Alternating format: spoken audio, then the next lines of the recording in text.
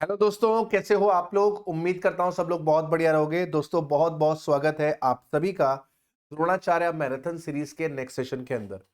दोस्तों आज इस सेशन के अंदर हम लोग रिवाइज करने वाले हैं इनकम टैक्स के अंदर बहुत ही ज्यादा इंपॉर्टेंट टॉपिक, जिसका नाम है deductions from gross total income. Deductions from gross total income आपका बहुत ही इंपॉर्टेंट चैप्टर इसलिए है क्योंकि आपका एक 14 मार्क्स का क्वेश्चन आता है टोटल इनकम का, और वो क्वेश्चन आप 100% करेक्ट तभी कर पाओगे जब आपको डिडक्शंस की जानकारी होगी। इसके अलावा कई बार 5 नंबर से लेकर 8 नंबर तक डिडक्शन का स्टैंड अलोन क्वेश्चन भी एग्जाम में निकल कर आ जाता है। तो उस रिस्पेक्ट से भी ये चैप्टर बहुत ज्यादा इंपॉर्टेंट है, राइट। तो इस चैप्टर को आपको बिल्कुल भी इग्नोर नहीं करना है, अच्छे से करके जाना है। बहुत ही इजी है। थोड़ा सा अगर आप इस पे कंसंट्रेट करेंगे तो आप इजीली इस चैप्टर में अपना कमांड बना पाएंगे। तो आइए विदाउट वेस्टिंग एनी टाइम हम लोग हमारा चैप्टर को स्टार्ट करते हैं। This is going to be the super fast revision. तो इसके अंदर हम सारी बातों को कवर अप करेंगे, लेकिन सुपर फास्ट तरीके से। लॉजिक्स के ऊपर डिस्कशन नहीं होगा, डीप डिस्कशन नहीं होगा, लेकिन सारे प्रोविजंस को टच किया जाएगा। तो आप क्या कर सकते हैं कि आप पहले इस सुपरफास्ट रिवीजन को गो थ्रू कर सकते हैं एंड देन बैठ कर अपने एंड पर ये चैप्टर को रिवाइज कर सकते हैं। आप कम समय में ऐसे अपनी कवरेज कर पाएंगे, या फिर अगर आपने पहले पढ़ लिया है तो आप जल्दी से क्विक रिवीजन कर सकते हैं इस वीडियो के माध्यम से। तो बिना देरी करे हम लोग स्टार्ट करते हैं हमारा चैप्टर, जिसका नाम है deduction from gross total income. Deduction जो है वो आपको अलाउ होती है ग्रॉस टोटल इनकम में से। डिडक्शन है क्या? सरकार ने बहुत सारे खर्चे, बहुत सारी इन्वेस्टमेंट्स को नोटिफाई कर रखा है। अगर आपने वो खर्चे, वो इन्वेस्टमेंट्स करी है और कंडीशंस कुछ एसोसिएट कर रखी है गवर्नमेंट ने, और आपने वो कंडीशंस को सेटिस्फाई कर दिया है, तो वो इन्वेस्टमेंट का, वो खर्चे का आपको डिडक्शन मिल जाएगा आपके ग्रॉस टोटल इनकम से। ग्रॉस टोटल इनकम कैसे निकलेगी सर? आपके पांचों हेड्स की इनकम को जब सम अप किया जाएगा तो आपके पास ग्रॉस टोटल इनकम निकलेगी। अगर आपकी ग्रॉस टोटल इनकम लेस है देन द डिडक्शन, आपकी जो डिडक्शंस है under section 80 C to 80 U वो ज्यादा है, और आपका ग्रॉस टोटल इनकम कम है, तो उस केस में क्या होगा? आपकी डिडक्शन को रिस्ट्रिक्ट कर दिया जाएगा आपके ग्रॉस टोटल इनकम के बराबर। मतलब जीटीआई से ज्यादा आपको डिडक्शन नहीं मिल सकती। एक और चीज आप हमेशा याद रखना कि कभी भी डिडक्शन आपको नहीं मिलती स्पेशल इनकम से। डिडक्शन आपको हमेशा हमेशा अलाउ करी जाती है नॉर्मल इनकम से। तो अगर आपने स्पेशल इनकम अर्न करी है short term capital gain 111A वाली, लॉन्ग टर्म कैपिटल गेन 112 वाली, long term capital gain 112A वाली, कैजुअल इनकम वाली, या फिर आपकी जो अनडिस्क्लोज्ड इनकम रहती है, आपने वो वाली इनकम्स को अर्न किया है, तो उस केस में आपको कोई भी डिडक्शन अवेलेबल नहीं होगा। डिडक्शन केवल और केवल आपको अलाउ होता है राजा बेटा फ्रॉम द नॉर्मल। सबसे पहला सेक्शन यहां पर जो निकल कर आता है हमारे पास, वो आता है deduction under section 80C to 82। Deduction under section 80C to 80U में आपको डिडक्शन मिलती है। इसमें सबसे पहला और सबसे इंपॉर्टेंट सेक्शन जो है राजा बेटा, वो है सेक्शन 80C। सेक्शन 80C के अंदर सरकार ने बहुत सारे खर्चे, बहुत सारे इन्वेस्टमेंट्स को नोटिफाई किया है। अगर आपने वो खर्चे, वो इन्वेस्टमेंट्स करी है, तो आप डिडक्शन के लिए एलिजिबल हो जाते हैं। सेक्शन 80C कहता है कि हम डिडक्शन यहां पर किसको देंगे? इंडिविजुअल और एचयूएफ को देंगे। वो इंडिविजुअल और एचयूएफ या तो रेसिडेंट हो सकता है या तो वो नॉन रेसिडेंट हो सकता है। मैक्सिमम आपको जो एग्जेम्पशन मिलेगी अंडर सेक्शन 80C, वो होगी 1,50,000 रुपीज की। 1,50,000 रुपए से ज्यादा का डिडक्शन आपको सेक्शन 80C के अंदर नहीं मिल सकता। अब ये लिस्ट जो बताई गई है 80C के अंदर एक्सपेंसेस की और इन्वेस्टमेंट की, वो बहुत लंबी चौड़ी है। उसमें से जितने काम के आपके पॉइंट्स थे वो हमने निकाल कर यहां पर डाल दिए हैं। सबसे पहला और इंपॉर्टेंट पॉइंट जो निकल कर आता है वो आता है लाइफ इंश्योरेंस पॉलिसी। अगर असेसी ने लाइफ इंश्योरेंस पॉलिसी ली है अपने लिए, स्पाउस के लिए, बच्चों के लिए, तो उसका डिडक्शन वो सेक्शन 80C में क्लेम कर सकता है। लेकिन अगर उसने लाइफ इंश्योरेंस पॉलिसी ली है अपने पेरेंट्स के लिए, ब्रदर सिस्टर के लिए, ग्रैंड पेरेंट्स के लिए, तो उसका डिडक्शन सेक्शन 80C में नहीं मिलता। लाइफ इंश्योरेंस पॉलिसी खुद के लिए ली है, स्पाउस के लिए ली है, बच्चों के लिए ली है, तो उसका डिडक्शन हम क्लेम कर सकते हैं। मैक्सिमम डिडक्शन कितना मिलता है सर? मैक्सिमम डिडक्शन मिलता है 10% ऑफ कैपिटल सम एश्योर्ड का। आपकी पॉलिसी का जो कैपिटल सम एश्योर्ड है, फॉर एग्जांपल आपकी पॉलिसी में मैच्योरिटी जो अमाउंट है वो 4 लाख की है, और आपका प्रीमियम जो मैक्सिमम आपको अलाउ होगा सेक्शन 80C के अंदर, वो होगा 4 लाख का 10%। तो अगर आपने 40,000 रुपए से ज्यादा का प्रीमियम दिया है, तो आपको डिडक्शन 40,000 की मिलेगी। और अगर आपने प्रीमियम 40,000 या उससे कम दिया है, तो जितना प्रीमियम आपने पे किया है उसका आप डिडक्शन ले सकते हो। ये 10% की लिमिट 15% हो जाती है अगर असेसी डिसेबल्ड है। ये 15% हो जाती है for the person who is a person with the disability. ये आपके 10 और 15% वाली लिमिट बढ़ के 20% हो जाती है अगर आपकी पॉलिसी 1/4/2012 से पहले की है। तो अगर आपने लाइफ इंश्योरेंस पॉलिसी 1/4/2012 से पहले ली है तो 80C में मैक्सिमम डिडक्शन मिलेगा 20% ऑफ कैपिटल सम एश्योर्ड का। अगर आपने पॉलिसी 1/4/12 या उसके बाद ली है तो आपको मैक्सिमम डिडक्शन मिलेगा 10% ऑफ कैपिटल सम एश्योर्ड का, और अगर डिसेबल्ड व्यक्ति है तो 15% ऑफ कैपिटल सम एश्योर्ड का आपको यहां पर डिडक्शन मिल रहा होगा। इसके बाद अगर असेसी ने कंट्रीब्यूशन किया है unit linked insurance plan ULIP के अंदर। यूनिट लिंक्ड इंश्योरेंस प्लान क्या होता है सर? यहाँ पे हमारा जो पैसा है वो कुछ पैसा मार्केट में म्यूचुअल फंड्स में इन्वेस्ट किया जाता है और कुछ पैसा हमारा रिस्क कवर करता है, हमारी लाइफ का रिस्क कवर करता है। मतलब ये लाइफ इंश्योरेंस भी होती है और ये इन्वेस्टमेंट भी होती है। इन्वेस्टमेंट कहाँ होती है? म्यूचुअल फंड में। तो अगर आपने यूलिप ले रखा है अपने नाम पे, स्पाउस के नाम पे या फिर बच्चे के नाम पे और किसी भी मेंबर ऑफ एचयूएफ के नाम पे, तो आप उसका डिडक्शन क्लेम कर सकते हो सेक्शन 80C में।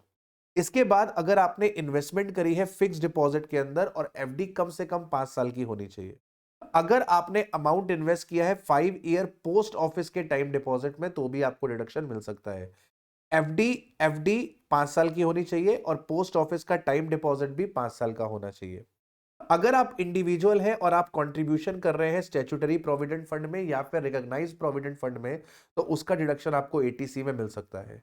अगर आप एक इंडिविजुअल है या फिर आप एचयूएफ है और आप पब्लिक प्रोविडेंट फंड में पैसा कंट्रीब्यूट कर रहे हैं तो उसका डिडक्शन आपको सेक्शन 80C में मिल सकता है। पीपीएफ में पैसा आप अपने नाम पे, स्पाउस के नाम पे, बच्चे के नाम पे जमा कर सकते हो और एचयूएफ अपने किसी भी मेंबर के नाम से जमा कर सकता है। मतलब पेरेंट्स के नाम पे अगर पीपीएफ में पैसा जमा किया डिडक्शन नहीं मिलेगा, पेरेंट्स के अलावा ब्रदर और सिस्टर के लिए भी किया तो भी नहीं मिलेगा, ग्रैंड पेरेंट के लिए तो भी नहीं मिलेगा। यानी कि आप अपने लिए कर सकते हो, स्पाउस के लिए कर सकते हो, बच्चे के लिए कर सकते हो। बच्चा डिपेंडेंट, इंडिपेंडेंट, मैरिड, अनमैरिड कैसा भी हो सकता है। यहां पर भी जो बच्चे की बात हो रही है, यहां पर भी जो बच्चे की बात हो रही है वो मैरिड, अनमैरिड, डिपेंडेंट, अनडिपेंडेंट कैसा भी हो सकता है। अगर आपने नेशनल सेविंग सर्टिफिकेट में एनएससी के अंदर पैसा जमा किया है तो उसका भी आपको डिडक्शन मिलेगा। एनएससी पे जो इंटरेस्ट एक्रू होता है वो आपके लिए अदर सोर्स की इनकम बनता है और फिर उस इंटरेस्ट का आपको फर्दर डिडक्शन मिल जाता है 80C में, क्योंकि वो इंटरेस्ट री इन्वेस्ट हो जाता है। लेकिन जो लास्ट ईयर का इंटरेस्ट होगा वो सिर्फ अदर सोर्स में इनकम बनेगा, उसका 80C में आपको कोई भी डिडक्शन नहीं मिलेगा। जो इंटरेस्ट एक्रू होगा shall be income under that other source, also deduction is allowed for such interest under section 80C। तो एनएससी का जो इंटरेस्ट होता है वो अदर सोर्स में इनकम भी बनता है और उसका 80C में डिडक्शन भी मिलता है, क्योंकि इंटरेस्ट एनएससी में री इन्वेस्ट हो जाता है। लेकिन जो मैच्योरिटी ईयर का इंटरेस्ट होता है वो री इन्वेस्ट नहीं होता। तो मैच्योरिटी ईयर का जो इंटरेस्ट होगा वो अदर सोर्स में इनकम बनेगा और उसका आपको 80C में डिडक्शन नहीं मिलेगा। However no deduction shall be allowed for the interest accrued in the last year. इसके बाद अगर आपने हाउसिंग लोन की रीपेमेंट करी है और आपने जो प्रिंसिपल अमाउंट पे करा है, जो प्रिंसिपल अमाउंट पे करा है उसका डिडक्शन आप 80C में ले सकते हो। अगर आपने अपने बच्चों की स्कूल में, कॉलेज में ट्यूशन फीस पे करी है तो आप ट्यूशन फीस का डिडक्शन क्लेम कर सकते हो और मैक्सिमम 2 ही बच्चों की ट्यूशन फीस का क्लेम कर सकते हो। ट्यूशन फीस के अंदर प्राइवेट कोचिंग में जो आप फीस देते हो वो सारी चीजें यहाँ पर कवर नहीं है। अगर आपने सीनियर सिटीजन सेविंग स्कीम्स में पैसा जमा किया है तो कन्या समृद्धि स्कीम अकाउंट में पैसा जमा किया, जहां पे आप अपने जो गर्ल चाइल्ड होती है या फिर गर्ल कोई चाइल्ड है जिसके आप गार्जियन हो और उसने पैसा जमा किया है सुकन्या समृद्धि स्कीम में, तो उसको वहां पर डिडक्शन मिल जाती है। अगर आपने नोटिफाइड पेंशन फंड में पैसा जमा किया है तो उस केस में आपको डिडक्शन 80C में मिल जाती है। तो ये सारे पॉइंट्स का आपको डिडक्शन मिल जाता है सेक्शन 80C में, सब्जेक्ट टू मैक्सिमम 1,50,000। 80C में 1,50,000 रुपए से ज्यादा का डिडक्शन निकलकर नहीं आता है। इसके बाद अगला सेक्शन आता है section 80 triple C. Section 80 triple C क्या कहता है? सेक्शन 80 ट्रिपल सी कहता है deduction in respect of contribution to certain pension fund. अगर आपने किसी पेंशन फंड में पैसा जमा किया है तो आपको उसका डिडक्शन मिलेगा। डिडक्शन इंडिविजुअल को मिलता है, इंडिविजुअल चाहे रेसिडेंट हो चाहे आपका नॉन रेसिडेंट हो वो यहाँ पे डिडक्शन क्लेम कर सकता है। Deposit is to be made in any pension plan of LIC also known as annuity scheme. तो आप लाइफ इंश्योरेंस कॉर्पोरेशन एलआईसी के किसी पेंशन प्लान में पैसा जमा कर सकते हो या फिर किसी भी प्राइवेट इंश्योरर के पेंशन प्लान के अंदर पैसा जमा कर सकते हो। तो कुल मिला के कहने का मतलब किसी भी इंश्योरेंस कंपनी का, चाहे वो LIC हो, चाहे वो कोई भी प्राइवेट इंश्योरेंस कंपनी हो, अगर उसका कोई पेंशन प्लान है और आपने वहां पर पैसा जमा किया है तो उसका डिडक्शन आपको सेक्शन 80CCC में मिल जाएगा, सब्जेक्ट टू मैक्सिमम 1,50,000। तो 80C में मैक्सिमम 1.5 लाख रुपए तक का डिडक्शन मिलता है, 80CCC के अंदर भी मैक्सिमम 1.5 लाख रुपए का डिडक्शन मिलता है। 80C में बहुत सारे खर्चे और इन्वेस्टमेंट्स नोटिफाई है, 80CCC के अंदर सिर्फ एक ही चीज नोटिफाइड है, पेंशन फंड या फिर पेंशन प्लान। 80C में इंडिविजुअल और HUF दोनों को डिडक्शन मिलती है, 80CCC के अंदर केवल इंडिविजुअल को डिडक्शन मिलती है। इसके बाद अगला सेक्शन हमारे पास निकल कर आता है सेक्शन 80CCD, बहुत ही ज्यादा इंपॉर्टेंट सेक्शन है, इसको ढंग से करना है। 80CCD किसकी बात करता है? Deduction in respect of contribution to pension scheme of central government. ये किसकी पेंशन स्कीम है? नोटिफाइड पेंशन स्कीम है। ठीक है, नोटिफाइड पेंशन स्कीम किसकी? सेंट्रल गवर्नमेंट की नोटिफाइड पेंशन स्कीम। तो सर अगर आप 80CCD की बात करें तो इसको मैं चार्ट के थ्रू आपको समझाना चाहूंगा तो आपको मेरी बात ज्यादा समझ में आएगी। इसको मैं चार्ट के थ्रू आपको समझाना चाहूंगा तो आप मेरी बात को ज्यादा बेहतर तरीके से समझ पाएंगे। 80, अरे खुल जा भाई, 80 CCD की बात करते हैं।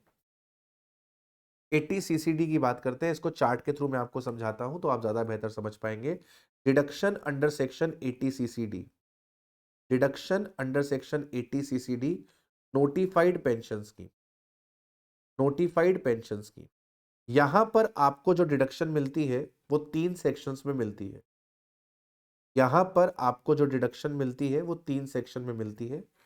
Deduction under section 80CCD 1, under section 80CCD subsection 1, under section 80CCD subsection 2, under section 80CCD subsection 1B, under section 80CCD 1B। ध्यान से सुनना मेरी बात को।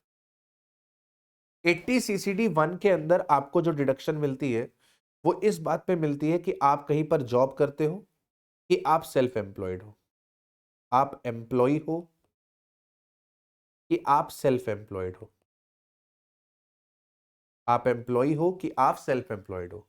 अगर आप एम्प्लॉय हो, अगर आप एम्प्लॉय हो तो यहां पर आपको जो मैक्सिमम डिडक्शन मिलती है वो मिलती है 10% ऑफ रिटायरमेंट बेनिफिट सैलरी। यहां पर आपको जो डिडक्शन मिलती है वो मिलती है maximum 10% of retirement benefit salary. और अगर आप सेल्फ एम्प्लॉयड हो तो यहां पर आपको मैक्सिमम जो डिडक्शन मिलती है वो मिलती है 20% ऑफ ग्रॉस टोटल इनकम। अगर आप सेल्फ एम्प्लॉयड हो तो उस केस में आपको मिलती है maximum 20% of gross total income. और अगर आप सेल्फ एम्प्लॉयड नहीं हो, कहीं पर जॉब करते हो, तो आपको मैक्सिमम डिडक्शन मिलती है 10% ऑफ RBS। यहां पर 80CCD 1 में हम किसकी कंट्रीब्यूशन की बात कर रहे हैं? हम 80CCD 1 में बात कर रहे हैं असेसी के कंट्रीब्यूशन। असेसी ने अगर कंट्रीब्यूशन किया है एनपीएस में, असेसी ने कंट्रीब्यूशन किया है एनपीएस में, और असेसी अगर कहीं पर जॉब करता है, एम्प्लॉय है, तो उस केस में 10% ऑफ रिटायरमेंट बेनिफिट सैलरी तक का मैक्सिमम डिडक्शन मिलता है।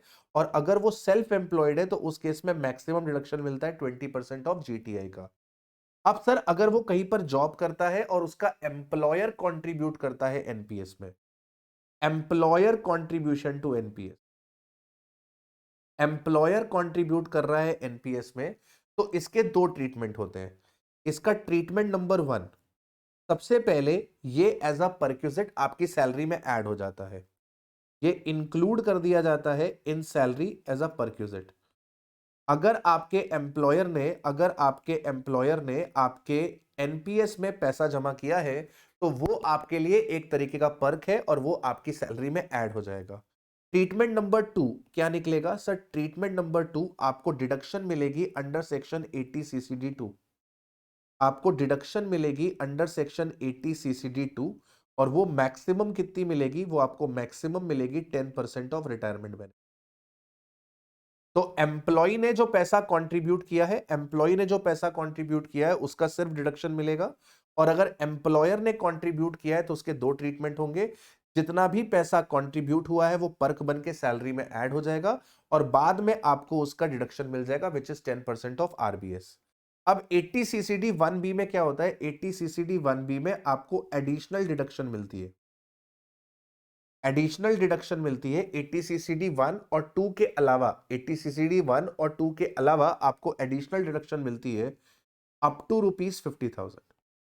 आपको एडिशनल डिडक्शन मिलती है अप टू ₹50,000। तो आपने जो भी पैसा कंट्रीब्यूट किया है वहां पर आप एडिशनली 50,000 का कंट्रीब्यूशन क्लेम कर सकते हो, वहां पर आप एडिशनली 50,000 का कंट्रीब्यूशन डिडक्शन क्लेम कर सकते हो। मिसाल के तौर पे, मिसाल के तौर पे जैसे मान लीजिए मिस्टर एक्स है, मिस्टर एक्स है, इनकी रिटायरमेंट बेनिफिट सैलरी है, सपोज कर लेते हैं इनकी रिटायरमेंट बेनिफिट सैलरी है लेट से 16 लाख रुपए, इनकी रिटायरमेंट बेनिफिट सैलरी है लेट सपोज कर लीजिए 16 लाख रुपए।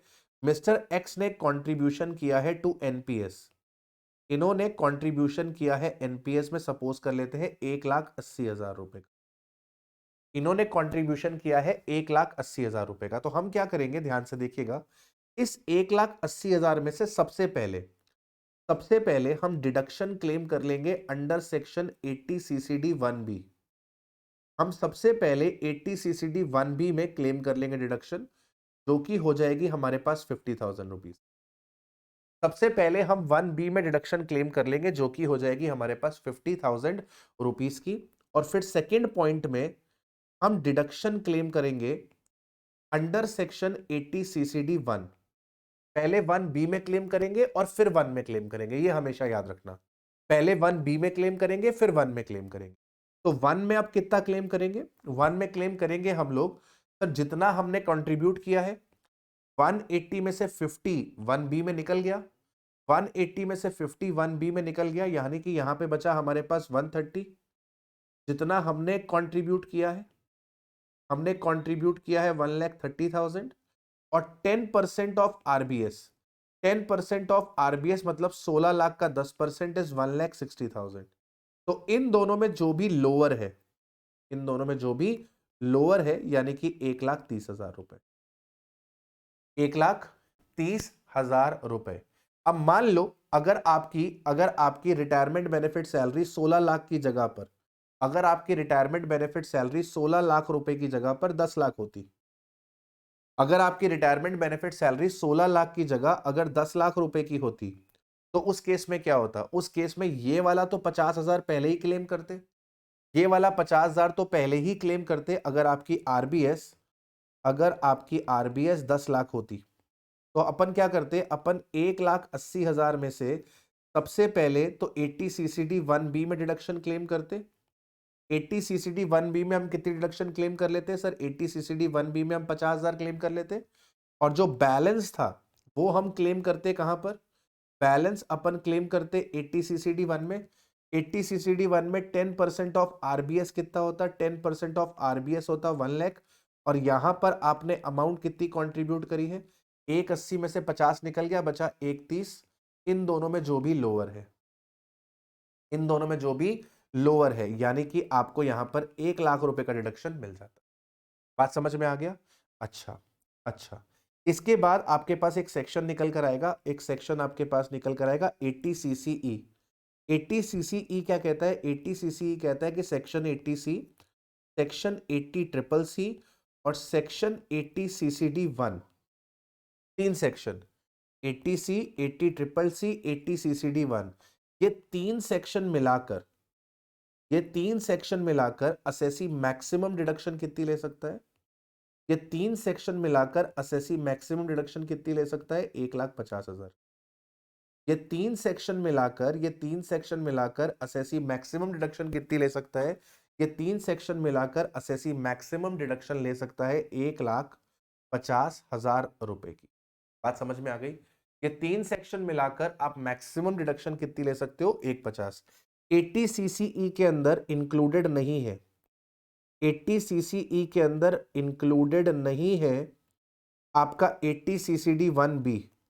तो 80 सीसीडी 1बी का जो 50,000 है वो इसके अंदर इंक्लूडेड नहीं है 80 सीसीई के अंदर। मतलब 80 सीसीई 80 सीसीडी 1बी पे कोई रिस्ट्रिक्शन नहीं लगाता और 80 सीसीडी 2 पे कोई रिस्ट्रिक्शन नहीं लगाता। यही रीजन है कि मैं आपसे क्या कह रहा हूं कि पहले 1B क्लेम करो, क्योंकि 1B के ऊपर 80 सीसीई नहीं लगता। तो आपने जो भी अमाउंट कंट्रीब्यूट करा है उसको पहले 1B में क्लेम कर लो, और उसके बाद जो बचे उसको 1 के अंदर लेकर आओ, क्योंकि 80 सीसीडी 1 80 सीसीई के दायरे पे आता है। 80 सीसीई 80 सीसीडी 1 को कवर करता है, उसकी डिडक्शन को रिस्ट्रिक्ट करता है। तो आपको कोशिश क्या करनी है कि आपने जो एनपीएस में पैसा डाला है उसमें पहले आप 1B में क्लेम कर लो, और बचे हुए को आप 1 के अंदर क्लेम कर लेना। ठीक है, अच्छा सर, बहुत ही बढ़िया, आनंद आ गया। हमने बात कर ली है 80 सीसीई तक की। ठीक है, अब बात करते हैं सेक्शन 80D की, अनदर इंपॉर्टेंट सेक्शन।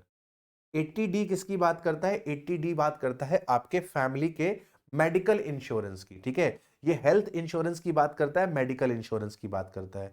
यहां पर डिडक्शन किसको मिलेगी सर? असेसी, या तो इंडिविजुअल या तो एचयूएफ होना चाहिए। या तो वो रेसिडेंट हो सकता है या तो वो नॉन रेसिडेंट हो सकता है, कोई दिक्कत वाली बात नहीं है। पेमेंट आपने किसके लिए करी है सर? पेमेंट आपने करी हो सकती है किसी भी हेल्थ इंश्योरेंस प्रीमियम के लिए, पेमेंट आपने करी हो सकती है सेंट्रल गवर्नमेंट हेल्थ स्कीम के लिए, पेमेंट आपने करी हो सकती है प्रिवेंटिव हेल्थ चेकअप के लिए। तो आपने पेमेंट करी है हेल्थ इंश्योरेंस प्रीमियम के लिए, आपने पेमेंट करी है सेंट्रल गवर्नमेंट हेल्थ स्कीम के लिए, आपने पेमेंट करी है प्रिवेंटिव हेल्थ चेकअप के लिए।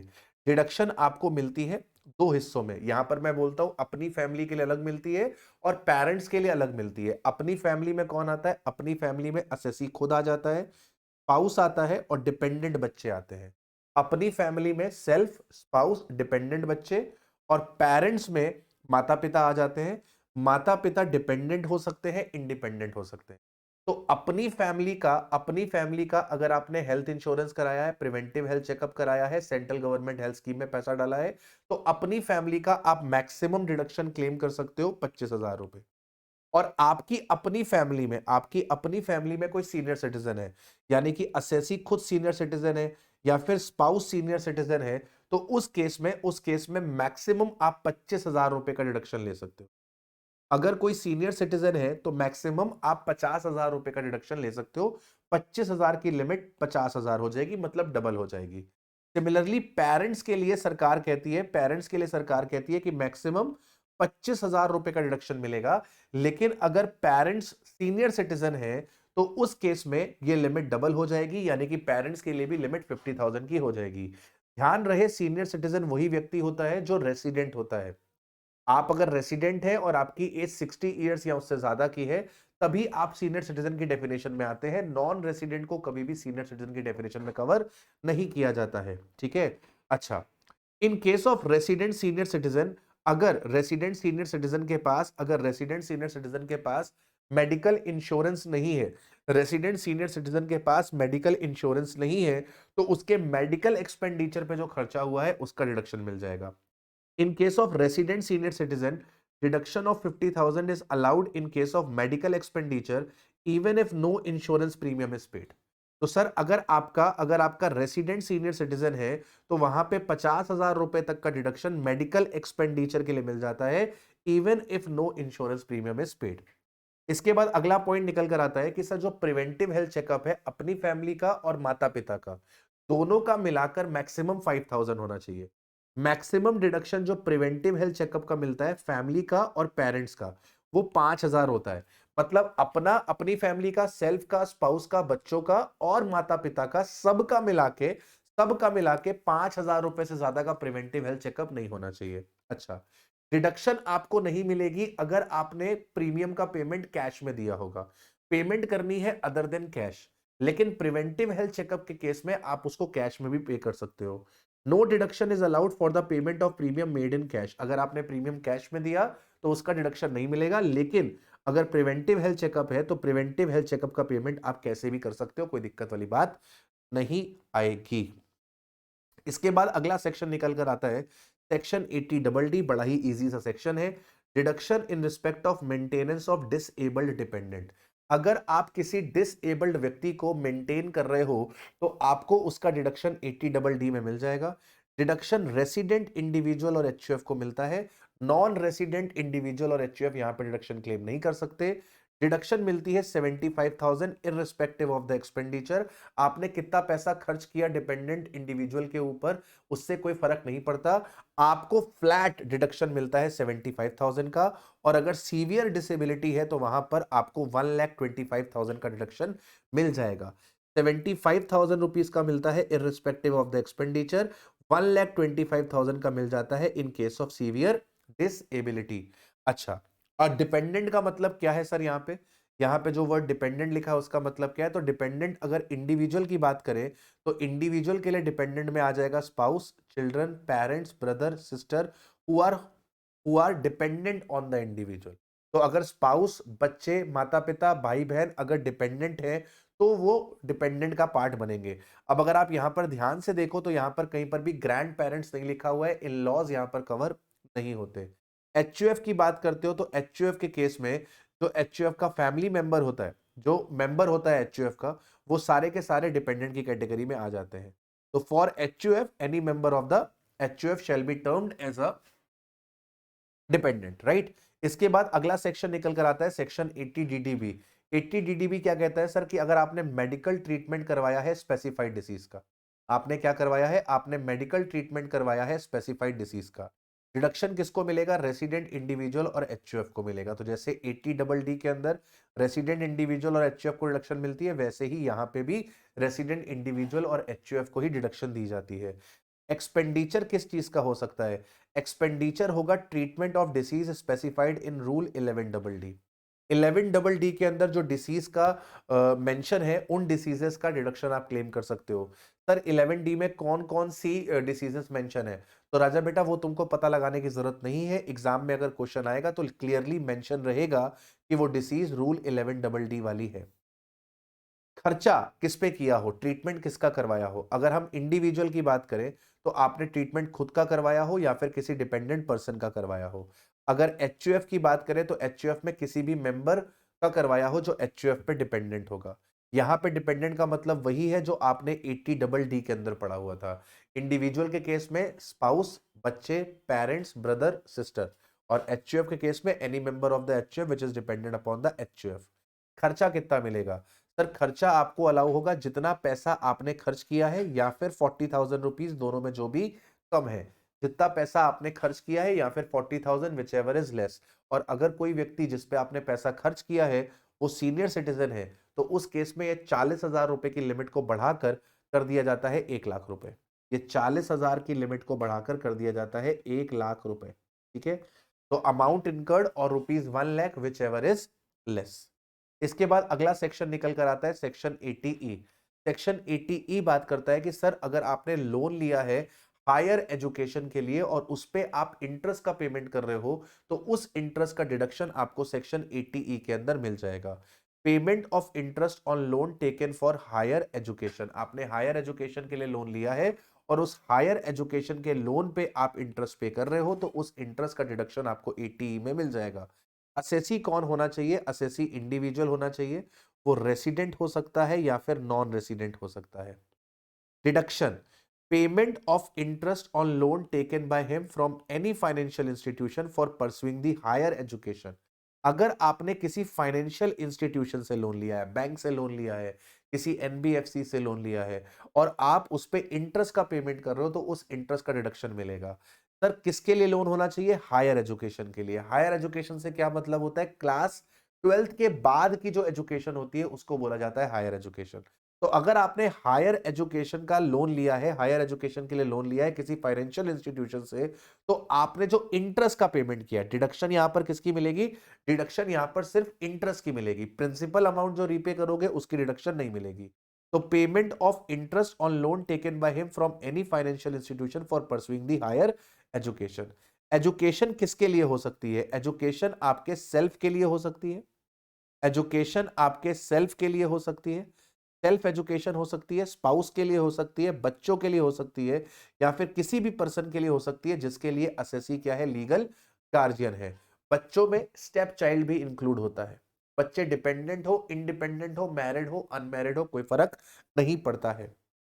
No deduction shall be allowed for the repayment of the principal loan amount. Principal की आपको डिडक्शन नहीं मिलेगी, सिर्फ इंटरेस्ट का डिडक्शन मिलेगा। कब तक डिडक्शन मिलेगा?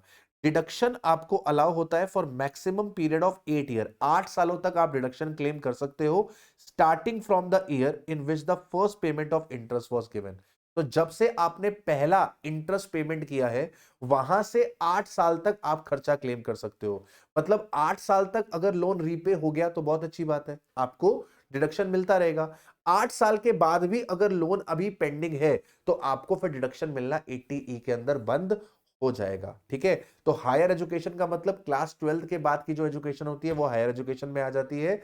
जो भी इंटरेस्ट का पेमेंट होगा लोन पे, उस इंटरेस्ट का रिडक्शन मिल जाएगा। एजुकेशन अपनी हो सकती है, स्पाउस की हो सकती है, चिल्ड्रन की हो सकती है, या फिर किसी भी ऐसे व्यक्ति की हो सकती है जिसके आप लीगल गार्जियन हो। इसके बाद अगला सेक्शन हमारे पास निकल कर आता है सेक्शन 80EE। 80EE किसकी बात करता है? Deduction in respect of interest on loan taken for certain house property. अगर आपने घर खरीदने के लिए लोन लिया है, घर खरीदने के लिए अगर आपने लोन लिया है, घर के कंस्ट्रक्शन के लिए आपने लोन लिया है और वहां पर आप इंटरेस्ट का पेमेंट कर रहे हैं, तो उसका डिडक्शन आपको सेक्शन 80EE में मिल जाएगा। ये जो डिडक्शन है ये इन एडिशन टू डिडक्शन है अंडर सेक्शन 24B। ये डिडक्शन जो है वो इन एडिशन है टू डिडक्शन, इन एडिशन है to deduction under section 24B। अगर आपने 24B पढ़ा हो ढंग से हाउस प्रॉपर्टी में, इंटरेस्ट ऑन कैपिटल बोरोड, तो वहां पर आपको 2 लाख रुपए का, वहां पर आपको अप टू 2 लाख, वहां पर आपको अप टू 2 लाख इंटरेस्ट का डिडक्शन मिलता है। वहां पर आपको up to 2 lakh rupees interest का डिडक्शन मिल रहा होता है। Section 80EE deduction in respect of interest on loan taken for certain house property, deduction in addition to deduction under section 24B up to ₹2 lakh. Deduction किसको मिलेगी? असेसी इंडिविजुअल होना चाहिए। वो इंडिविजुअल रेसिडेंट भी हो सकता है, वो इंडिविजुअल नॉन रेसिडेंट भी हो सकता है। तो रेसिडेंट भी हो सकता है, नॉन रेसिडेंट भी हो सकता है। Deduction interest payable on the loan taken from any financial institution, interest payable on loan taken from any financial institution for the acquisition of residential house property। तो आपका जो इंटरेस्ट होना चाहिए वो पेबल होना चाहिए, मतलब ड्यू बेसिस पे डिडक्शन मिल जाएगी, ड्यू बेसिस पे डिडक्शन मिल जाएगी। Loan taken from any financial institution, loan financial institution से होना चाहिए। फ्रेंड्स एंड रिलेटिव से अगर आपने लोन लिया होगा और इंटरेस्ट का पेमेंट किया होगा तो उसका डिडक्शन 80EE में नहीं मिलेगा, 24B में मिल जाएगा। फ्रेंड्स एंड रिलेटिव से अगर लोन लिया होता है तो 24B में कोई दिक्कत नहीं आएगी, 80EE में नहीं मिलेगा। 80EE में फाइनेंशियल इंस्टीट्यूशन से लोन होना चाहिए। और लोन किसके लिए होना चाहिए? हाउस प्रॉपर्टी खरीदने के लिए। लोन किसके लिए होना चाहिए? हाउस प्रॉपर्टी खरीदने के लिए। 80EE के अंदर आपको मैक्सिमम डिडक्शन कितना मिलेगा? 80EE के अंदर आपको मैक्सिमम डिडक्शन 1,50,000 रुपए का मिलेगा। लेकिन ये डिडक्शन क्लेम करने के लिए आपको कुछ कंडीशंस पूरी करनी पड़ेगी। आपका जो लोन है वो सैंक्शन होना चाहिए बिटवीन 1 अप्रैल 19 से 31 मार्च 21 के बीच में। आपकी जो एसडीवी होनी चाहिए वो 45 लाख रुपीस से ज्यादा की नहीं होनी चाहिए और असेसी के पास कोई और रेसिडेंशियल हाउस प्रॉपर्टी नहीं होनी चाहिए on the date of loan sanction. 3 conditions आपको पूरी करनी पड़ेगी तब जाके आपको डिडक्शन मिल पाएगी। यहां पर इस डेट को ठीक कर लीजिएगा, ये 31 मार्च 22 होगा। ठीक है, यहां पर इस डेट को रेक्टिफाई कर लीजिएगा, दिस विल बी 31 मार्च 22। तो क्या बोल रहा है सर? 3 कंडीशन। पहली कंडीशन है कि लोन जो है वो आपका सैंक्शन होना चाहिए बिटवीन 1 अप्रैल 19 टू 31 मार्च 22।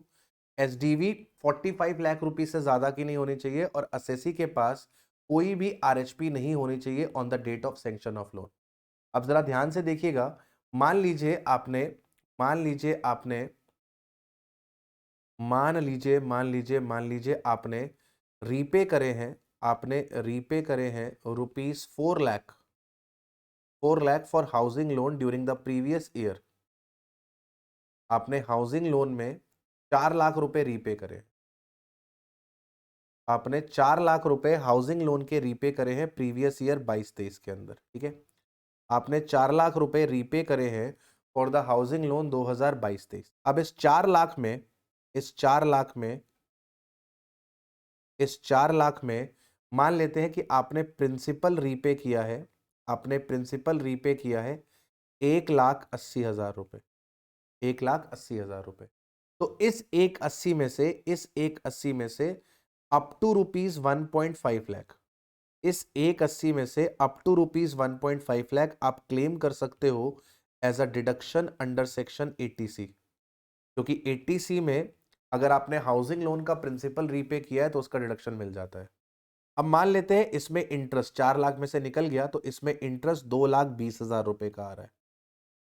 2,20,000 रुपए में से आप 2 लाख रुपए तक का deduction, up to 2 lakh rupees तक का डिडक्शन आप क्लेम कर सकते हो अंडर सेक्शन 24B।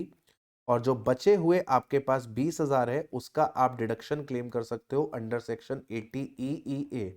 तो 80EEA के अंदर ये 20,000 रुपीज का डिडक्शन आपको तभी मिलेगा जब आप नीचे लिखी हुई ये तीनों कंडीशन को सेटिस्फाई करेंगे। तो जब आप नीचे लिखी हुई ये तीनों कंडीशन को सेटिस्फाई करेंगे तो ही आपको डिडक्शन मिल पाएगा।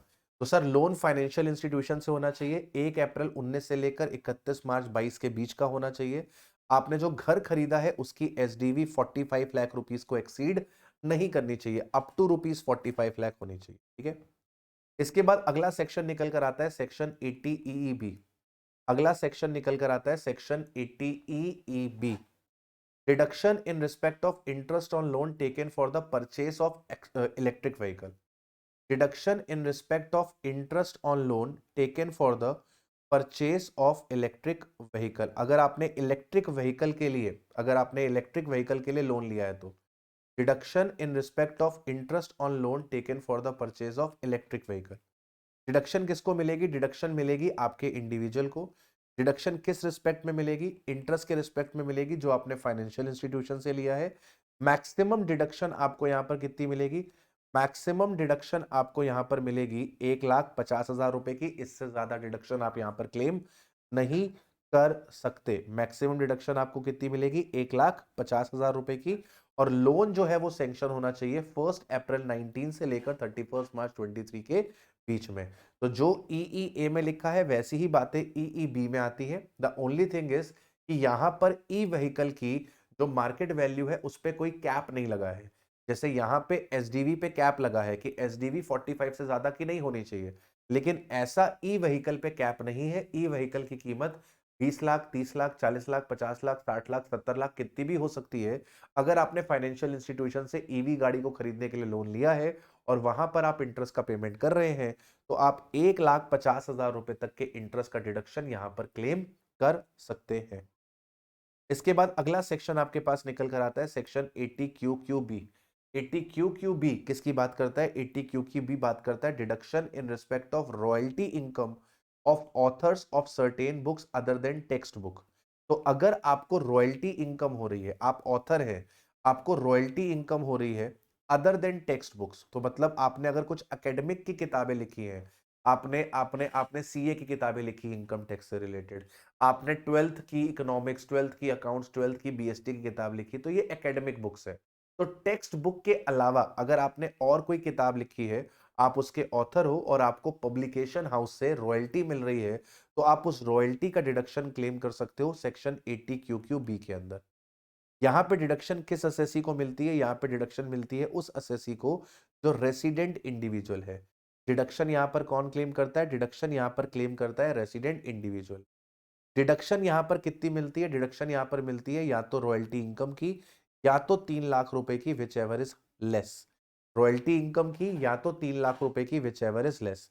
लेकिन अगर मान लो पब्लिकेशन हाउस आपको रॉयल्टी दे रहा है 15% of the value of book से ज्यादा, अगर आपको रॉयल्टी जो रिसीव हो रही है वो हो रही है इन excess of 15% of the value of book, तो उस केस में तो जितना एक्सेस है 15% के ऊपर है, उस एक्सेस को कंसीडर नहीं किया जाएगा for the purpose of deduction under section 80QQB। मतलब मतलब जैसे मान लो आपको रॉयल्टी मिली है, जैसे मान लो आपको रॉयल्टी रिसीव हुआ है, आपको रॉयल्टी रिसीव हुआ है 20% ऑफ बुक वैल्यू। आपकी जो भी बुक की वैल्यू है उसका 20% आपको रॉयल्टी मिला है। तो मान लेते हैं आपको रॉयल्टी मिला है, जैसे सपोज कर लेते हैं 4,20,000 रुपए। आपको रॉयल्टी मिला है 4,20,000 रुपए जो कि 20% of the value of book है। तो इस केस में आपको जो डिडक्शन मिलेगी अंडर सेक्शन 80 QQ बी, इसमें जब हम रॉयल्टी रिसीव की बात करेंगे तो 15% के ऊपर जो आपको रॉयल्टी रिसीव हुई है, 15% के ऊपर जो आपको रॉयल्टी रिसीव हुई है उसे हम कंसीडर नहीं करेंगे। 4,20,000 अगर 20% की है तो 15% की कितनी होगी? 4,20,000 अगर 20% की है तो 15% की कितनी होगी? 15% की होगी 3,15,000 रुपए। तो 3,15,000 रुपए या फिर आपका 3 लाख रुपए, या फिर 3 लाख रुपए जो सीलिंग लिमिट है, जो सीलिंग लिमिट है 3 लाख रुपए। इन दोनों में जो भी लोअर है, इन दोनों में जो भी लोअर है वो आपके लिए डिडक्शन बनेगी। तो डिडक्शन यहां पर आपको कितनी मिलेगी? डिडक्शन यहां पर आपको मिलेगी 3 लाख रुपए। ठीक है। अच्छा, एक बात समझना और अगर आपने कोई एक्सपेंडिचर इनकर किया है फॉर रॉयल्टी इनकम, अगर आपने कोई एक्सपेंडिचर इनकर किया है for royalty income,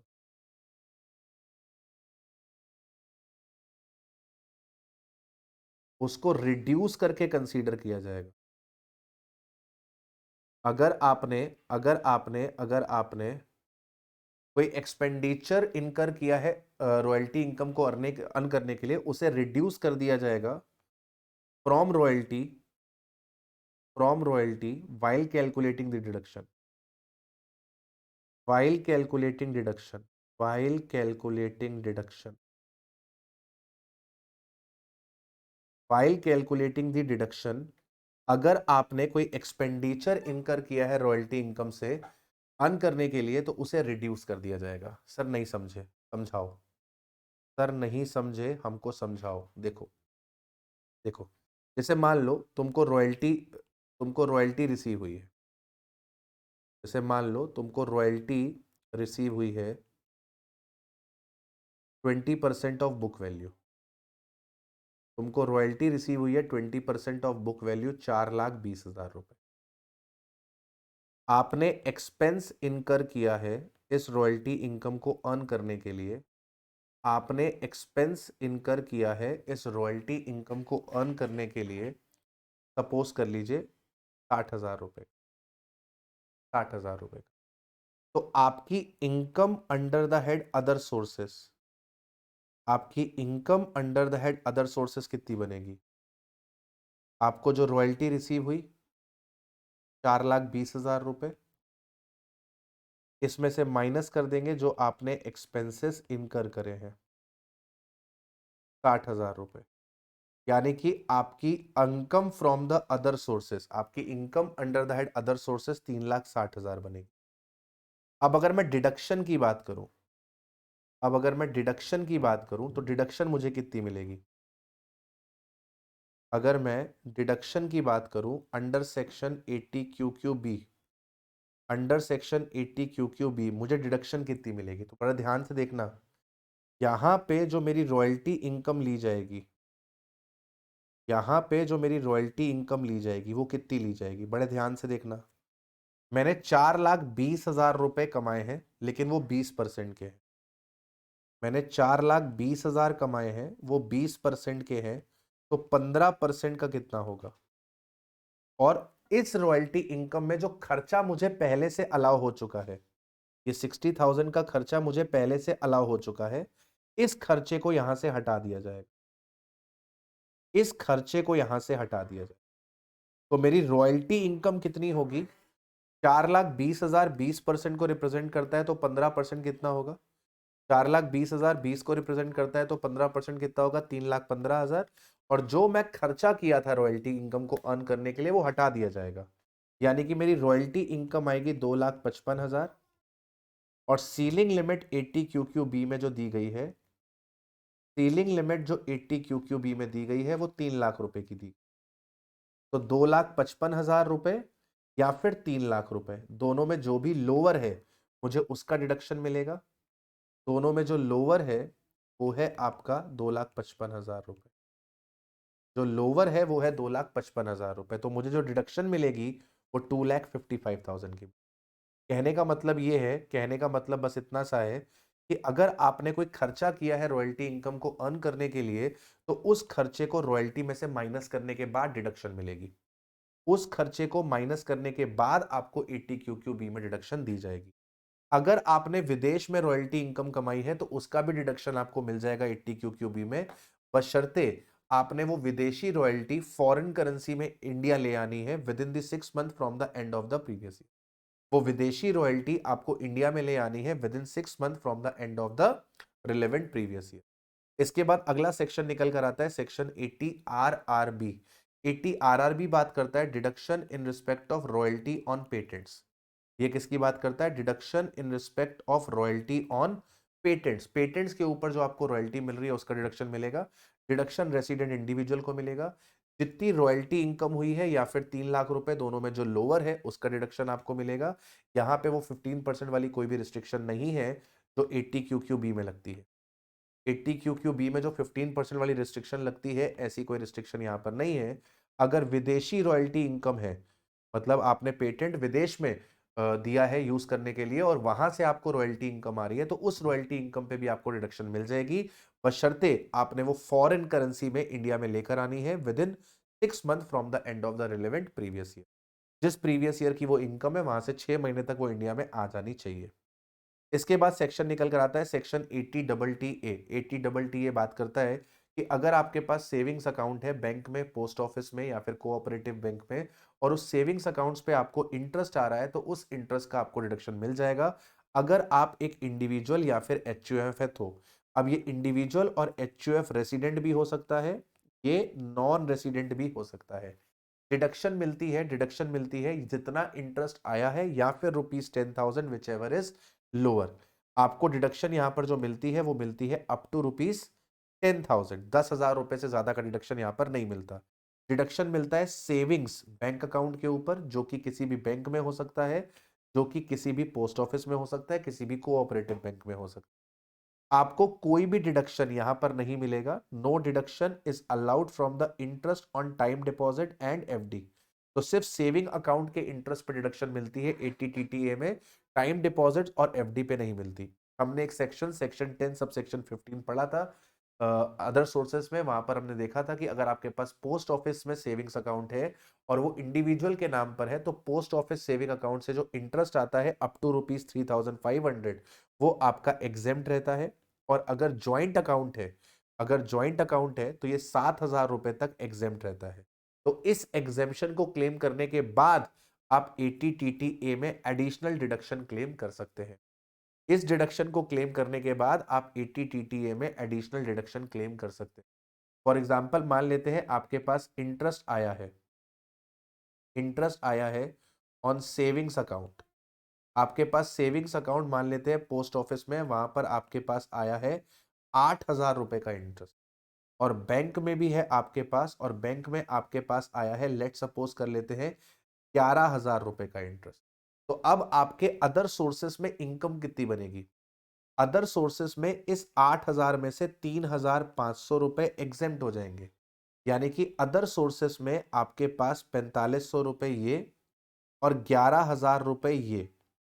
other sources में आपके पास इनकम निकल कर आएगी 15,500। अदर सोर्सेस में आपके पास इनकम निकल कर आएगी 15,500 की।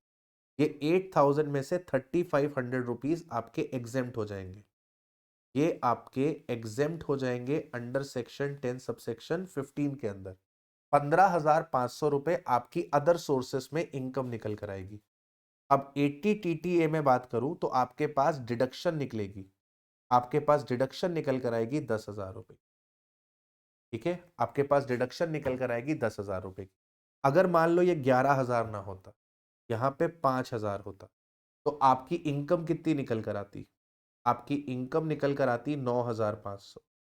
आपकी इनकम निकल कर आती 9,500। अगर 11 की जगह 5 होता तो आपकी इनकम निकल कर आती 9,500। फिर आपको डिडक्शन 10,000 की नहीं मिलती, फिर आपको डिडक्शन 9,500 की।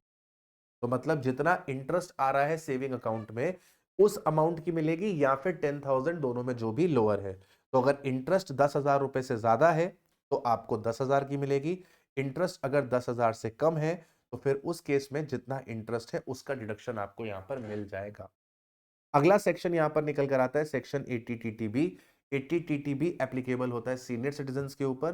सीनियर सिटीजन को अगर इंटरेस्ट आ रहा है डिपॉजिट्स पे, चाहे वो सेविंग डिपॉजिट हो, चाहे वो टाइम डिपॉजिट हो, चाहे वो फिक्स डिपॉजिट हो, चाहे वो रिकरिंग डिपॉजिट हो, सीनियर सिटीजन को अगर इंटरेस्ट आ रहा है सेविंग डिपॉजिट्स पे, फिक्स डिपॉजिट्स पे, टाइम डिपॉजिट्स पे, रिकरिंग डिपॉजिट्स पे, उसका डिडक्शन वो क्लेम कर सकते हैं अप टू ₹50,000।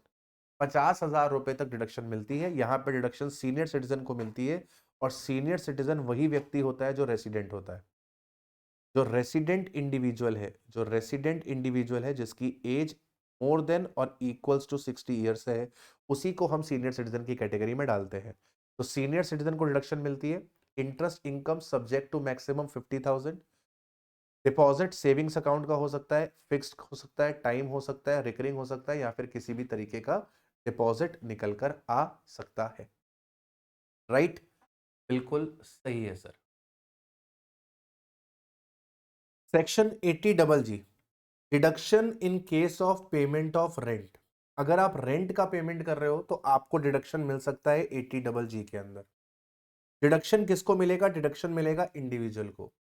जो इंडिविजुअल 80 डबल जी के अंदर डिडक्शन क्लेम कर रहा है, उसको एक बात इंश्योर करनी है कि उसको अपने एम्प्लॉयर से एचआरए ना मिलता हो, या फिर उसका एम्प्लॉयर उसे रेंट फ्री एकोमोडेशन ना देता हो। तो अगर आप एक सेल्फ एम्प्लॉयड हैं तो ऑब्वियसली आपका एम्प्लॉयर होगा ही नहीं, तो आपके पास एचआरए और आरएफएस ही नहीं होगा। लेकिन अगर आप कहीं पर जॉब करते हैं, आप एम्प्लॉय हैं, तो उस केस में you have to make sure कि आपके पास एचआरए ना आता हो और आपके पास रेंट फ्री एकोमोडेशन ना आती हो। असेसी इंडिविजुअल होना चाहिए। डिडक्शन किस चीज की मिलेगी? सर डिडक्शन मिलेगी लोअर ऑफ फॉलोइंग की, 5,000 रुपीज पर मंथ, या फिर 20% ऑफ एडजस्टेड जीटीआई, या फिर rent paid in excess of 10% of GTI. 5,000 रुपए, 25% of adjusted GTI, rent paid in excess of 10% of GTI. अब सर ये जीटीआई, एडजस्टेड जीटीआई कैसे निकलेगी? Adjusted GTI means GTI as reduced by long term capital gain, short term capital gain under section 111A and all the deductions except deduction under section 80 double जी। यानी कि adjusted GTI कैसा निकलेगा बेटा? Adjusted GTI कैसा दिखेगा? Sir adjusted GTI होगा जो भी आपका जीटीआई आ रहा है, इसमें से आप माइनस करा देंगे एलटीसीजी 112 वाला और 112A वाला, इसमें से आप माइनस करा देंगे एसटीसीजी 111A वाला, इसमें से आप डिडक्शंस क्लेम करेंगे under section 80C to 80U except 80 double G. Except 80 double G, 80 double G को छोड़कर बाकी सारी डिडक्शंस आप यहां पर क्लेम कर लेंगे, और जो निकल कर आएगा that will be adjusted GTI. That will be your adjusted GTI. ठीक है बेटा? तो अगर आपने रेंट पे किया है तो रेंट पेड का डिडक्शन 80 डबल जी में मिल जाएगा, बशर्ते एम्प्लॉय को एचआरए ना मिलता हो, बशर्ते एम्प्लॉय को रेंट फ्री एकोमोडेशन ना मिलती हो। डिडक्शन मिलेगी लोअर ऑफ फॉलोइंग की, 5,000 rupees per month, 25% of adjusted GTI, rent paid in excess of 10% of adjusted GTI. Adjusted GTI का मतलब आपको बता दिया गया। कुछ कंडीशंस आपको फुलफिल करनी पड़ेंगी 80 डबल जी में रिडक्शन लेने के लिए। सबसे पहली कि जो इंडिविजुअल है उसके पास कोई भी घर नहीं होना चाहिए उस जगह पर जहां पर वो रेंट पे कर रहा है, ना उसके स्पाउस के पास होना चाहिए, ना उसके माइनर चाइल्ड के नाम पे होना चाहिए, और ना ही उस एचयूएफ के पास होना चाहिए जिसका वो मेंबर है। Individual should not have any house in his name or the spouse name or the minor child name or in the name of HUF of which he is a member at a place where he ordinarily resides or perform the duties of his office or carries on the business or profession। But obvious है कि अगर मान लो मैं नोएडा में रहता हूं और नोएडा में किराए के मकान पे रह रहा हूं और नोएडा में किराए के मकान पे किराया दे रहा हूं, तो मुझे इस किराए का डिडक्शन 80 डबल जी में तभी मिलेगा जब नोएडा में मेरी वाइफ के नाम पे, मेरे माइनर चाइल्ड के नाम पे, मेरे एचयूएफ जिसका मैं मेंबर हूं उसके नाम पे नोएडा में और कोई घर नहीं होना चाहिए। जब ये तीनों कंडीशंस पूरी होंगी, मेरे नाम पे, स्पाउस के नाम पे, माइनर चाइल्ड के नाम पे, या फिर मेरे एचयूएफ जिसका मैं मेंबर हूं उसके नाम पर, क्या नहीं होना चाहिए? घर नहीं होना चाहिए। Assessee may have house at any other place but it should not be self occupied, that is it is maybe let out or vacant। तो मेरे पास कानपुर में एक घर है और मैं नोएडा में किराए के मकान पे रहता हूँ, कानपुर वाला घर खाली होना चाहिए या फिर लेट आउट होना चाहिए? अगर कानपुर वाला घर भी सेल्फ ऑक्यूपाइड है तो मैं 80 जी के अंदर डिडक्शन क्लेम नहीं कर सकता।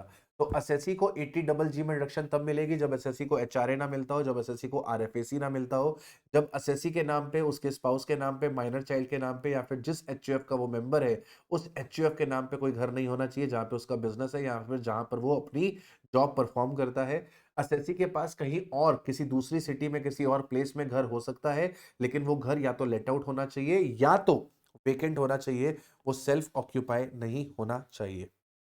इसके बाद अगला सेक्शन निकलता है एटीजीजीबी।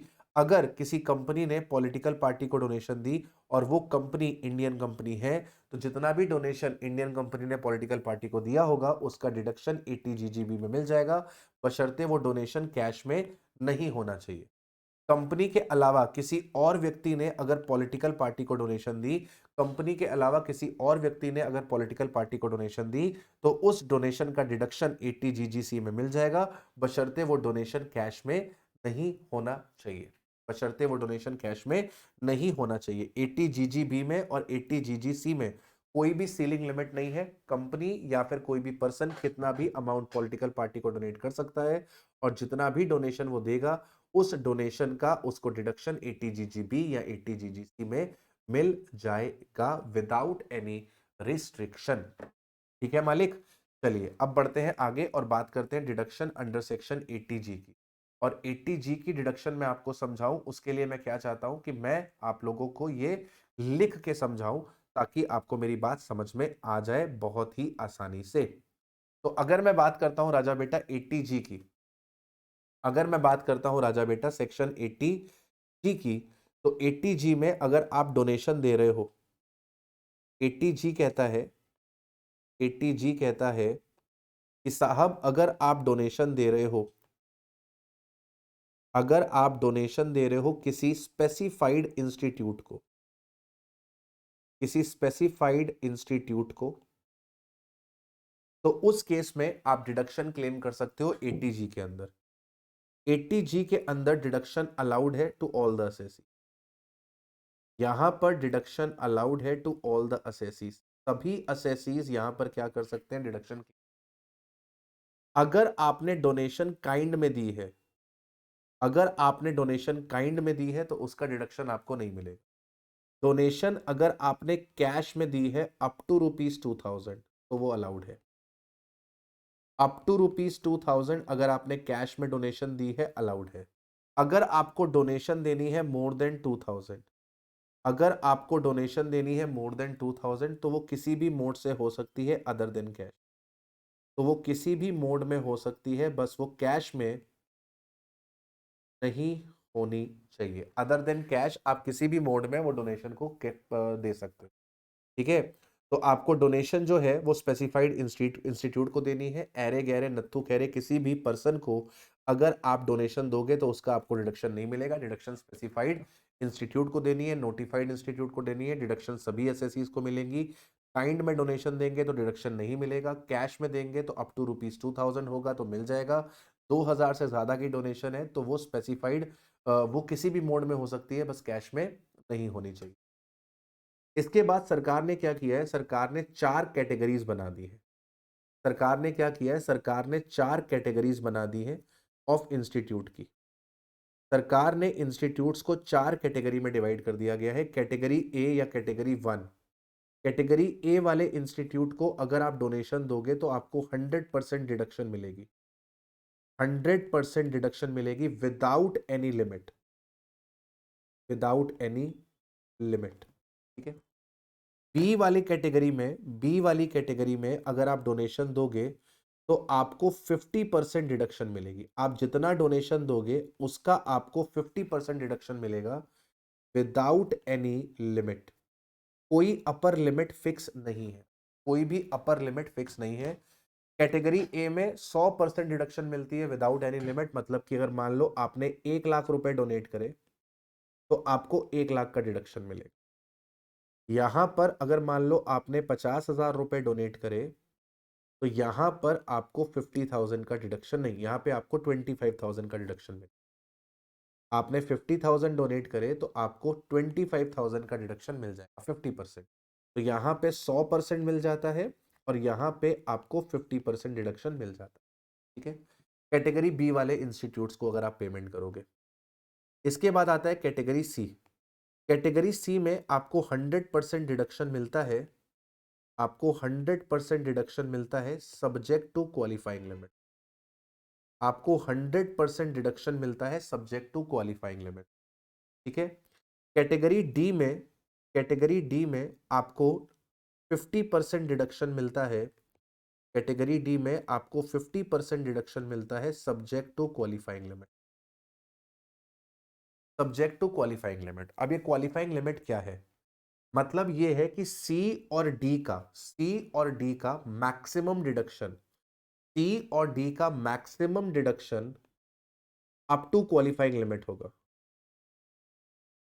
सी और डी कैटेगरी का मैक्सिमम डिडक्शन जो होगा वो अप टू क्वालिफाइंग लिमिट होगा, ठीक है। क्वालिफाइंग लिमिट क्या है सर? क्वालिफाइंग लिमिट है, क्वालिफाइंग लिमिट है 10% of adjusted total income, 10% of adjusted total income. Adjusted total income क्या है? एडजस्टेड टोटल इनकम क्या है? एडजस्टेड टोटल इनकम है आपका जो ग्रॉस टोटल इनकम है, उसमें से माइनस कर देंगे आपका लॉन्ग टर्म कैपिटल गेन 112 वाला, 112 ए वाला। इसमें से माइनस कर देंगे short term capital gain 111 A वाला। इसमें से माइनस कर देंगे deductions under section 80C to 80U except 80G। 80G को छोड़कर बाकी सारी डिडक्शन क्लेम कर ली जाएंगी। ये जो निकल कर आएगा, this is your adjusted total income. और एडजस्टेड टोटल इनकम का 10% कर दिया जाएगा, वो हो जाएगा क्वालिफाइंग लिमिट। तो सरकार कहती है कि सी और डी कैटेगरी में आपने जो डोनेशन करी है, सी और डी कैटेगरी में आपने जो डोनेशन करी है, वो डोनेशन, वो डोनेशन क्वालिफाइंग लिमिट से ज्यादा नहीं होनी चाहिए। वो डोनेशन क्वालिफाइंग लिमिट से ज्यादा के डिडक्शन के लिए क्वालिफाई नहीं होएगी। एग्जाम्पल के तौर पे देखिएगा, एग्जाम्पल के तौर पे देखिएगा, जैसे मान लेते हैं कि आपका एडजस्टेड टोटल इनकम आ रहा है 10 लाख रुपए। सपोज कर लेते हैं आपका एडजस्टेड टोटल इनकम आ रहा है 10 लाख रुपए, तो आपका क्वालिफाइंग लिमिट कितना हो जाएगा? आपका क्वालिफाइंग लिमिट हो जाएगा 10% ऑफ एडजस्टेड टोटल इनकम, यानी कि 1 लाख रुपए की क्वालिफाइंग लिमिट।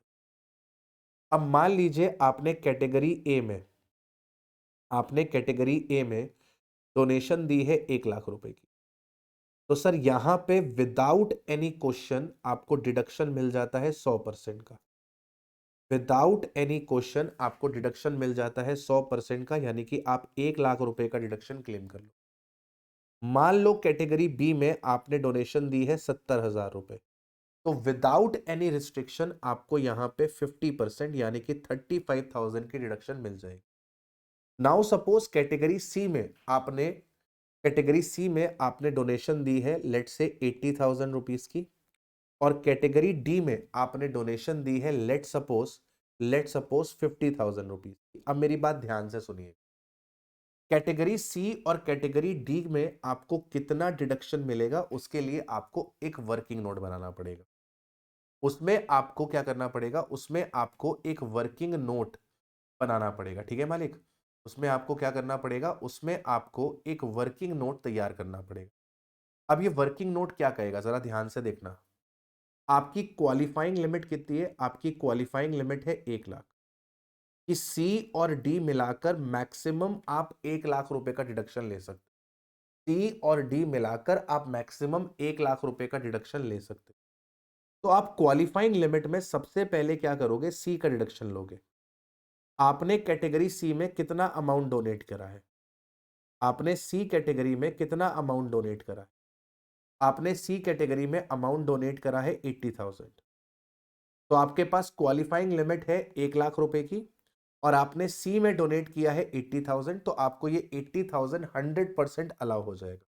क्यों अलाउ हो जाएगा? क्योंकि क्वालिफाइंग लिमिट ज्यादा है और अमाउंट डोनेटेड कम है। तो कैटेगरी सी में आपको पूरे के पूरे 80,000 रुपीज अलाउ हो जाएंगे। कैटेगरी सी में आपको पूरे 80,000 अलाउ हो जाएंगे। अब आपके पास बैलेंस क्वालिफाइंग लिमिट कितनी है? आपके पास बैलेंस क्वालिफाइंग लिमिट कितनी है? 1 लाख में से 80,000 रुपए कैटेगरी सी में निकल गई। आपके पास बैलेंस क्वालिफाइंग लिमिट है 20,000। आपने डी कैटेगरी में कितना डोनेशन दिया है?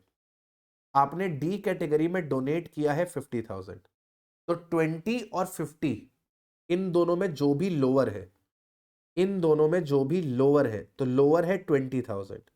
और कैटेगरी डी में आपको 50% डिडक्शन मिलती है, तो 20,000 का 50% यानी कि आपको 10,000 रुपए का डिडक्शन। कैटेगरी डी में आपको 10,000 रुपए का डिडक्शन। सी में 80 का पूरा 80 मिल जाएगा क्योंकि क्वालिफाइंग लिमिट जो है वो 80 से ज्यादा है। सी में पूरा 80 मिल जाएगा क्योंकि क्वालिफाइंग लिमिट जो है वो 80,000 से ज्यादा है, राइट। अब लाख में से 80 सी में चला गया तो कैटेगरी डी के लिए 20 बचा।